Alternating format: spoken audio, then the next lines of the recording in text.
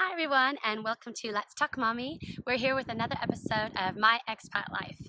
And if you missed the first two, please check in the link below and you can catch up with me today. And I'm here in sunny USA, a special edition for you that have been watching. I normally live in the UK and I am sharing all my experience of being an expat. And as you can see, it's a glorious hot day. It's usually like this pretty much all summer long, which is another fabulous reason why we stay so long. And today is a bit breezy, which is nice because it makes it a bit cooler because it can get really, really hot. And I am here today to share a little bit about where I live and how it was like growing up here and still answer some of your questions. Now, I normally do 10 questions each episode, but today is a special edition since I'm here in the US. So I really just wanted to give you guys a little feel of where I come from and where we spend our summers together and what I've left behind, because that's important. Being an expat, it can be really hard getting used to a new country, a new culture, and a new way of life. But it's always good to remember where you came from and your roots from home. Now, my first question today from my lovely readers is, will I always spend my summers here? As I've said, it's usually gorgeous blue skies like this. This mostly a nice breeze. We live right on the river at my parents' house, which I am so forever grateful for. And the wilderness is great for kids. There's so much to do here for the kids. The hiking and waterfalls and swimming in the lakes and the beaches, as well as being surrounded by so much family and friends. And to me, it's really important that my kids have both cultures in their life and both sides of the family. So I think, yes, we will send all our summers here each year, and B starts school in September. So our time here won't be as long as it normally is, but I think 2 weeks even spent here for the summer is amazing. Gets the kids outdoors and exploring and gets us to share some adventures with our other side of the family. Second, how did I tell my parents I was moving to the UK? Well, I met my husband in Mexico, so when I got home, we had already decided that I was going to join him in the UK. I know, it was quick, and I was so scared to tell my mom and dad, mostly my dad, to be honest, but I didn't want him to be disappointed in anything that I chose in my life, but I also wanted them to know that this wasn't just a spur of the moment thing. I was in love, obviously. Everyone thinks they're in love. And for me, that was a big deal because I never believed in love and all the mushy love at first sight. So I think my parents really took me serious when I came home and called them and told them I was moving to the UK. And I think they're very open-minded. If you're going to move abroad and it doesn't work, you can always move back. So they were really, really supportive. My third question, was it hard to tell them? In the fact that to make the decision, it was really hard to say to my friends and family, I'm leaving. I didn't know when I was going to come back, how often I'd be able to come back. And it was scary, yes, it was very scary. But I knew that I felt something with my husband that I've never felt before. And I knew my parents were going to be supportive, even if it was hard for them. And it was really cool because my mom put her own feelings aside because I'm sure it broke her heart that I moved across the world. But she really supported me, and that helped a lot, even though it was really, really hard to tell them I'd be so far away all the time. My fifth question, have you regrets in my decision, or have I ever had regrets for making my decision? Obviously, on those hard times when you don't have any friends at first and you're in a country and you're lonely and it's new, you have moments of regret. You have moments like, what am I doing? What am I thinking? And those are normal. I think any expat feels those, even if they have family around or if they are comfortable. And I think there was a few, maybe 3 times where I actually packed a bag and was like, I can't do this. I miss my family. I miss my home. I want to go home. But since I've had kids, it's not like that because it's my kids' home, and it's home, our second home, and I could never leave my husband and where my kids were from without them. So I think if we don't all move as a family somewhere, that's just going to be where our home is. So my regrets get less and less. Those regret feelings, I don't ever regret anything. I think you learn from everything and every experience. But no, those regrets are gone, and I just live as an expat, and I'm getting used to it after 8 years. Now, each episode, I always share a word or something that is different in America as it is in the UK.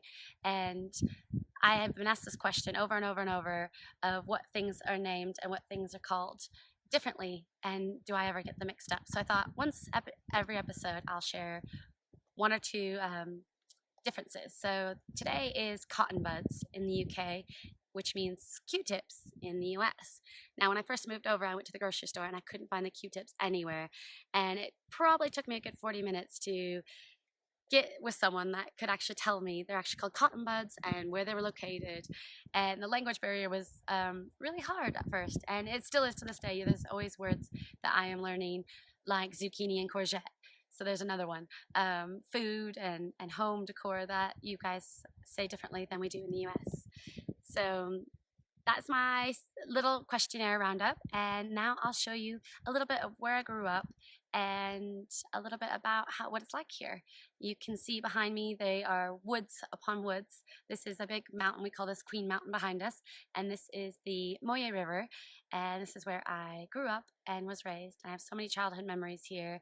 My mom has done amazing. There's so many beautiful gardens tucked up in different corners, and she does fight the deer because deer come right into our garden and right into our yard, and they like to eat the flowers. So she has to have fences around all her little landscapings, which is so frustrating for her, but she makes it beautiful. We have a little area for the kids, which I'll show you, where they have pools and sand castles to play with, and it's really just like a little oasis tucked back into the mountains. We are in the middle of nowhere.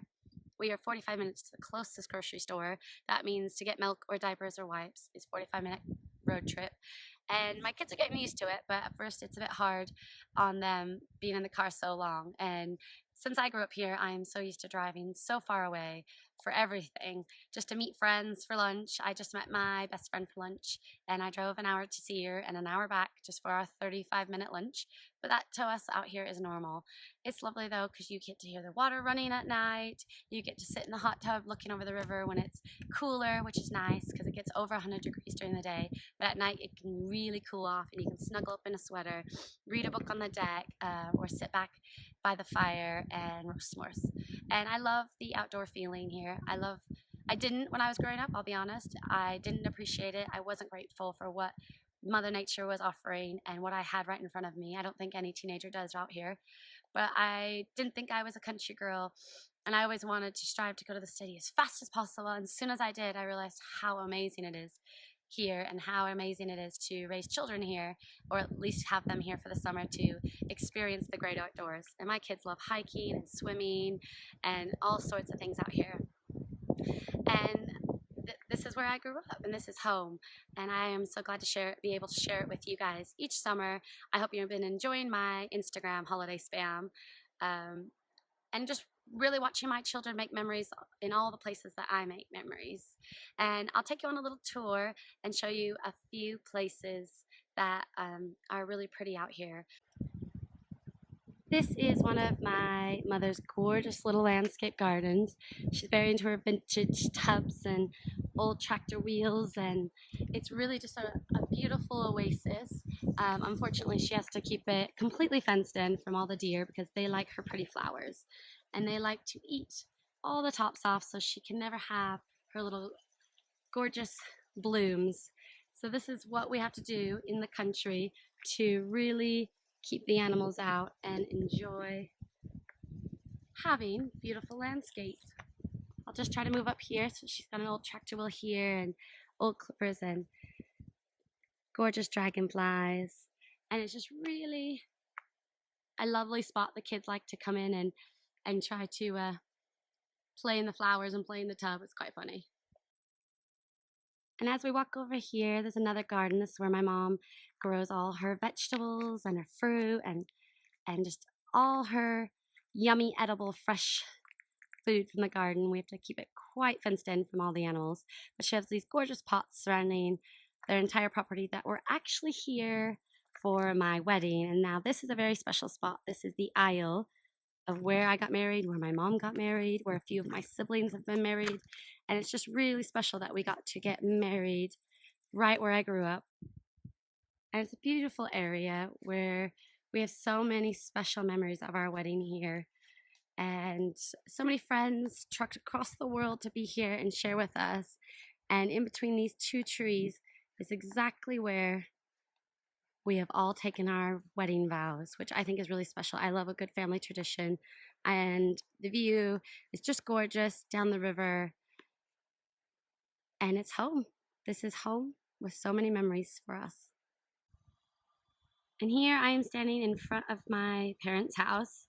You take it for granted the stunning views and gorgeous wilderland and the river going by when you're growing up here, but each summer I like to take it in and enjoy a peaceful, slower pace of life. And this is where I grew up, on the river, in the mountains. And here we have my parents' house, the house I grew up in and have many, many childhood memories at. And now my kids get to have memories at too. And we have the children's area here with their playhouse and sandcastle and slide and pool where we spend most of our days. I'm sure you've all seen on my Instagram. But it's lovely, hot and sunny here most of summer. And this is where we enjoy our time each summer together. And that wraps up my Expat Life episode 3. And thank you for watching and joining in. Don't forget to leave me questions in the bottom. Check out the links to the first 2 episodes. And I'll say bye for now.